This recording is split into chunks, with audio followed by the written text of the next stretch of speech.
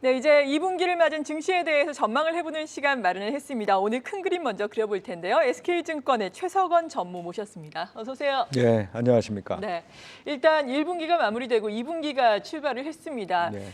미국 증시를 놓고 봐도 지난 1분기 같은 경우에는 분기별로 보자면 2년 만에 최악의 분기를 보냈다라는 평가인데 네. 2분기가 시작됐지만 문제는 뭐 1분기의 시장에서 있던 악재가 그다지 크게 해소된 것은 없다라는 부분 아니겠습니까? 예. 국내 증시에는 이에 따라서 어떤 영향 미치게 될까요? 네, 말씀하신 대로 1분기 참 어려웠습니다. 네. 예, 어려웠고 어려웠다는 건데 반대로 해석을 해보면 많이 또 악재들을 반영을 했다는 얘기겠죠. 그래서 사실 지금 이제 제일 크게 남아 있는 연준의 긴축과 관련돼서 뭐 어느 정도는 이게 뭐 정확하게 몇 퍼센트가 반영됐다 이걸 알 수는 없지만 네. 어느 정도는 반영이 돼 있고 그런 것들이 지금 1분기 말부터 시작해서 이제 지금까지 시장을 좀 안정화시키는 역할을 하고 있다고 보여집니다.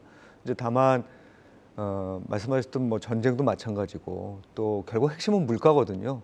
그러니까 긴축을 얼마나 빨리 하느냐 안 하느냐는 연준의 의지도 달려 있지만 네. 결국은 물가가 정말로 시급하게 잡아야 될 정도가 되느냐 아니냐의 문제이고 그거에 따라서 연준도 연동될 수밖에 없는 상황이다. 이제 그런 관점에서 보면 시장이 지금 생각하고 있는 정도가 상당히 빠른 정도의 긴축을 이미 반영해 놨다고 쳐도 그것보다 더 빨라질 수 있다는 점은 분명히 우리가 좀 염두에 두고 가야 될 것 같아요. 그래서 뭐 당장 6일에 나오는 이 3월 FOMC 의사록 같은 경우에는 큰 영향을 안 미치더라도 그 이후에 긴축을 하는 방법이 금리만 올리는 게 있는 게 아니죠. 그 양적 긴축과 같이 이 속도가 얼마나 장기 금리에 영향을 미칠까도 아직 남아있는 숙제라는 점에서는 숙제를 완전히 다 해결하고 지금 2분기를 맞는 건 아닌 것 같습니다. 이 1분기가 마무리된 시점에서 이 외국인 투자도 한번 여쭤보고 싶어요. 이 1분기에만 국내 주식을 한 7조 6천억 원어치 매도세를 보였다고 하면서 또 외국인이 보유한 유가 시장에서 이 시총 비중도 6년 만에 최저치라는 기사가 나왔는데요. 앞으로 외국인들의 투자 좀 매도세가 이어지나요? 어떻게 보시나요? 예, 현상적으로 보면 이게 이제 제일 큰 일이죠, 사실은. 네. 근데 그 외국인들이 사실 지금 올해 들어서 파는 게 문제가 아니라 지난 한 2년간이죠. 2년 이상에 걸쳐서 꾸준히 이제 빠르게 좀 팔아왔어요. 그리고 과거에도 비슷한 경험이 있었습니다. 우리가 2008년 금융위기 전에 한 2005년, 6년 때부터 외국인들이 팔기 시작해서 상당한 규모를 팔았는데 지금 2년간 한 60조 원 이상을 매도를 한 겁니다. 물론 그때그때 가치가 좀 변할 수 있기 때문에 정확한 수치를 우리가 파악하기는 쉽지 않지만 이제 그럼에도 불구하고 이 꾸준하게 팔고 있는 이유가 초기부터 조금 바뀌어 오는데 초기에는 사실 코로나19 이후에 많은 나라들이 어려움을 겪으면서 유동성 리스크가 커지면 이머징 마켓이 나쁠 거다. 그다음 이제 두 번째는 굉장히 빠른 속도로 우리나라가 주가가 상승했죠. 그러고 난 이후에는 사실상 조금 포트폴리오를 재편하는 그러니까 고평가된 그 한국 시장을 좀 다시 이렇게 바라보는 그런 관점이었다면 지금은 말씀드린 대로 긴축이 시작이 되면서 긴축의 여파가 다시 이머징 마켓에 안 좋은 영향을 미치는 거 아니냐. 이제 이런 관점에서의 매도가 좀 있는 것 같고 또 한 가지는 이 과정에서 우리는 뭐 긴축을 할 수밖에 없잖아요. 쫓아서. 그렇죠. 그걸 또 좀 일찍 시작한 부분도 있고 해서 좀 영향을 받을 수밖에 없다는 점. 최근 들어서는 우리가 원자재 수입 의존도가 굉장히 높은 나라인데 원자재 가격이 높아졌고 이 앞으로 경기가 좀 좋아지더라도 이게 제조업 위주라기보다는 서비스업 위주라 그러면 한국이 받던 상대적인 밸류에이션의 그 어떤 그 고평가랄까요? 그런 것들이 다시 재현되는 건 당분간 좀 어렵지 않느냐 이런 얘기이기 때문에 아까 모두에도 말씀드렸습니다만 숙제 중에 또 한 가지가 이 외국인들이 돌아오기 힘들다는 점이에요. 그래서 긴축도 긴축이지만 외국인들의 매수도 2분기 중에 그렇게 우호적인 환경으로 변할 것 같지는 않습니다. 네, 지금 말씀을 해주셨듯이 또 실적 시즌도 개막을 하게 되는데 원자재 가격 상승에 물론 도움이 되는 업체들도 분명히 있겠지만 그래도 대부분의 제조업체들에게는 부담이 될 수밖에 없는 상황이잖아요. 이런 것을 반영을 했을 때 실적 시즌에 어떤 종목군을 그렇다면 그나마 눈여겨볼 수 있겠습니까?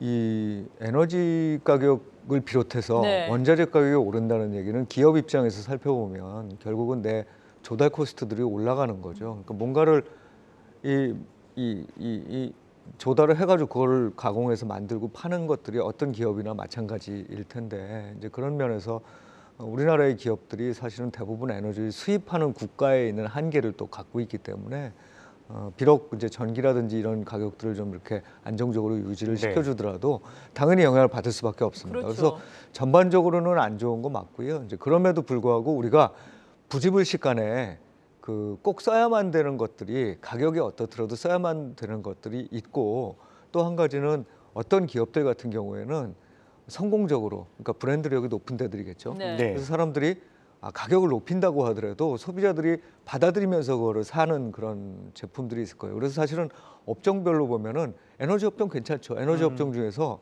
이 조달 비용도 이제 중요하지만 사실은 조달 비용만큼이나 우리나라의 에너지 업체들이 그거를 가격으로 전가시킬 수 있는 능력들도 상당히 늘어났단 말이에요. 네. 게다가 에너지는 또 투자도 해야 되니까 좋아 보이고 그냥 실적으로만 보면 뭐 조선도 괜찮아 보이고 이렇긴 한데 또 많은 업종들은 그런 어떤 에너지 수입에 있어서의 우려를 담고 있기 때문에 제가 보기에는 그 실적이 좋아지는 업종은 말씀드렸던 그런 데들과 네. 그 유통업체 중에서 조금 어떻게 보면은 사람들한테 이거는 비싸져도 내가 살 거야라고 하는 그런 이제 유통업체들, 특히 리오프닝 관련된 그런 네. 업체들을 조금 실적 시즌에는 눈여겨보셔야 되겠죠. 또 투자자들이 가장 기대하는 것이 아무래도 다음 달 예정돼 있는 이 새 정부의 출범이 아닌가 네네. 싶어요. 이 아무래도 이 윤 당선인이 이 친기업과 이 친시장을 경제 정책을 강조하는 만큼 이 기대하시는 분들이 많은데 2분기 좀 어떻게 보시나요? 네, 분명히 이 새로운 정부의 출범은 여러 측면에서 기회를 줍니다. 그런데 이제 예. 좀 아쉬운 점은 뭐냐면 글로벌 긴축기에 이게 그렇죠. 이제 단행이 네. 된 일이죠. 우리나라도 그 시점이 그렇게 놓여졌는데 과거 역사를 보면은 글로벌 긴축기라든지 어떤 큰 흐름에 우리나라 대선이 그렇게 큰 영향을 미치면서 주가에 긍정적으로만 작용하는 건 아니었었어요. 예. 대신 우리가 이런 측면에서 생각을 해볼 수는 있을 것 같아요. 그럼에도 불구하고 긴축이라는 건 제한된 자원이 상대적으로 좋아 보이는 쪽으로 자꾸 가려는 네. 현상들은 나타나고 그런 방향성들을 이번 새 정부가 많이 보여줄 거라고 봅니다.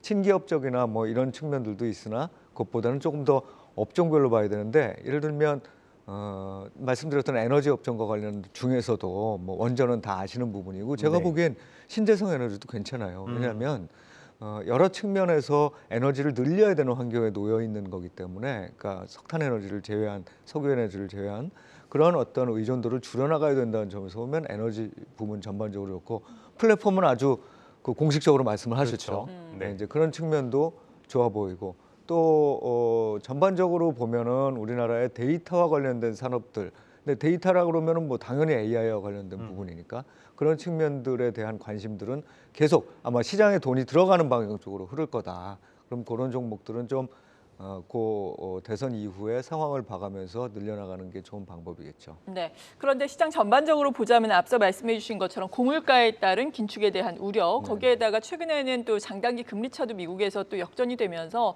향후에 또 경기 둔화에 대한 우려감도 지금 있지 않습니까? 네. 하지만 시장에서는 그래도 뭐 경기 둔화되기까지는 시간이 걸릴 테니까 네. 주식 시장을 좀 그래도 또 긍정적으로 보고 있는 게 아닌가 이런 생각이 드는데 2분기 어떤 전략이 필요하다고 보세요? 그러니까 장단기 금리 차를 염두에 둔 그 장단기 금리 차가 역전되고 이런 것들은 사실은 장기적인 관점에서 경기 침체, 네. 그 경기 침체가 아주 가속화되는 국면에 대한 예상인데 지금 그거 하지 않으셔도 돼요. 네. 과거에도 보면 한참 있다가 그런 현상이 나타나거나 안 나타나거나 둘 중에 하나입니다.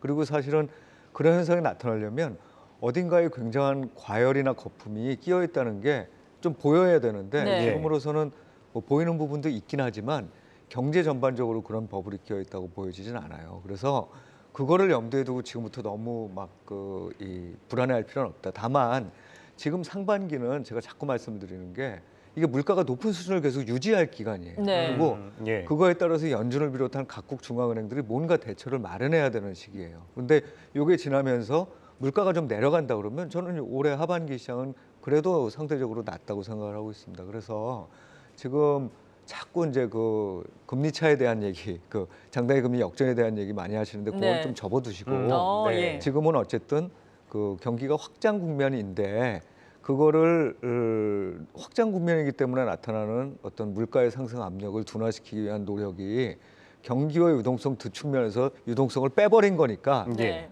굉장히 느리게 증시도 오르더라도 느리게 그리고 상대적으로 박스권에 있는 기간이 많은 이런 구간으로 가고 있다라고 생각을 하셔야지 이거를 뭐 침체하니까 이때부터는 보유하고 있는 주식 다 팔고 이런 관점에서 접근하는 거는 지금은 아니다 이렇게 보여집니다. 네, 그리고 앞서서 실적 시즌에 주목을 할 만한 실적 호전주들도 말씀을 해주셨는데 네네. 약간 그래도 단기적으로 혹은 중장기적으로 접근할 수 있는 유망 업종군은 또 어떤 것이 추가적으로 있다고 보세요? 네, 저는 뭐 아까 말씀드렸던 몇 가지 예. 그 이번 실적이 괜찮게 나오는 거 중요하죠. 그런데 사실 그거보다 더 중요한 건 지금의 제일 큰 관점 중에 하나는 이 상반기 내내 제가 보기엔 금리가 굉장히 중요한 네. 부분이고 네. 금리가 오를 때 금융사들이 이 한편으로는 단기 트레이딩에서의 좀 채권 손실을 볼 수 있지만 예. 궁극적으로 수익성이 좋아지는 데들이 있죠. 예대금리차가 넓어지건 아니면은 조달 코스트 대비해서 운용할 수 있는 수익률이 높아질 수 있는 그런 것들이 결국은 은행이나 보험사 같은 데들입니다. 네. 그래서 증권사보다는 이제 은행이나 보험사 같은 데들이 최근에도 좀 왔다 갔다 하긴 하지만 전반적인 실적이 괜찮아질 수 있는 이런 환경이라고 생각하고 특히 꼭 기억하셔야 될 거는 아까 말씀드렸다시피 얼마나 조달 코스트를 상품 가격에 전가시킬 수 있느냐. 그거는 결국 우리가 비싸도 사는 업종을 가져가야 된다는 거예요. 그런 업종들 뭔가 한번 가만 생각을 해보시면 네. 뭐 예를 들면 우리가 지금 이제 이미 온라인 쇼핑 다 하고 있는데 온라인 쇼핑 중에서 승자가 되는 데들은 조금 배달비가 늘어나더라도 계속 이용할 수밖에 없는 그렇죠. 네, 이런 식의 접근들이 필요하다는 얘기 되겠습니다. 좀 마지막은 좀 다른 쪽을 여쭤보고 싶은데요. 지금 현재 전무님께서 담당하고 계신 게 이제 리서치 센터와 스마트 시티 쪽을 총괄하고 계신데 네네네. 뭐 말은 많이 들어봤어요. 스마트 시티 업무. 근데 좀 네네. 구체적으로 어떤 건지 그리고 또 관련해서 좀 투자 아이디어 있다면 좀 설명해 주시죠. 네, 아마 좀 생소하실 거라고 보여지는데요. 그 스마트 시티라는 게 이게 시티니까 건설 쪽에 가까운 것 같고 네. 예. 또 건설업체들이 하는 일 아니야 이러실 수 있는데 사실은 저희가 하는 일은 지방자치단체나 또는 토지를 보유하고 있는 쪽하고 해서 전체적인 마스터 플랜을 짜는 겁니다. 스마트 시티라고 할 때 빈 땅에다가 짓는 경우도 있지만 이미 도시에서 일정 부분을 스마트화하는데도 네. 저희가 역할을 할 수 있거든요. 그러니까 어떤 방식으로 스마트화해야 되고 그럴 때 어떤 기업들이 여기에 참여해서 하면 될 건지 이런 컨셉을 잡고 네트워킹을 구성하는 게 저희의 주된 업무고요. 사실은 이 점에서는 주식 투자자들이 당장에 얻을 수 있는 어떤 그 시사점들은 많지 않을지 모르지만 네. 이 과정을 통해서 저희가 지금 많이 느끼는 게 굉장히 많은 스타트 업체들이 그런 업들을 진행 중입니다. 그래서 이런 일들이 성공적으로 특히 인프라와 관련된 부분을 까는 데 있어서 기여가 되는 기업들이 상장하고 나아갈 때 저희들이 소개시켜 드릴 수도 있을 것 같고 예. 좋네요. 예, 거기에는 4차 산업혁명과 관련된 각종 업종들과 기업들이 들어갈 거라고 생각하고 있습니다. 또 한 가지 투자 기회는 이게 부동산 투자 기회하고는 좀 다르게 인프라 투자에서 장기적으로 이 도시에서 이제 결국 수익도 발생돼야지 이게 가능한 거잖아요. 네, 그러겠죠. 그런 금융이 일어날 때 저희가 또 고객한테 소개시켜 드릴 수 있는 금융 상품들이 나오지 않을까 싶습니다. 네, 지금까지 최석원 SK증권 전무였습니다. 오늘 말씀 고맙습니다. 네, 감사합니다.